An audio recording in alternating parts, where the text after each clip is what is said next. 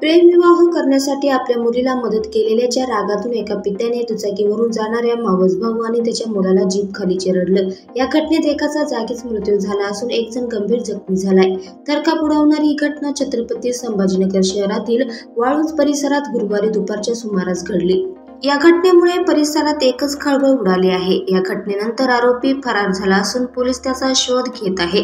सचिन वाघचौरे असं संशयित आरोपीचे नाव आहे, तर पवन शिवराम लोंढे वय 24 असं मृत तरुणाचे नाव आहे।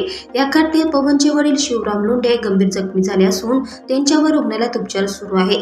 मिळालेल्या माहितीनुसार आरोपी सचिन यांच्या मुलीने काही दिवसांपूर्वी प्रेमविवाह केला होता। मुलीच्या प्रेमविवाहाला मावस भाऊ आणि त्याच्या मुलानेच मदत केल्याचा संशय आरोपीच्या मनात होता। या संशयातून त्याने शिंदूरवाडा ते सावरखेडा रस्त्यावर दुचाकीवरून निघालेल्या मावस भाऊ आणि त्याच्या मुलाला जीपने उडवलं। धक्कादायक बाब म्हणजे तरुण खाली पडल्यानंतर आरोपीने त्याच्या अंगावर 4 वेळा बेलोरा कार घालून त्याची हत्या केली।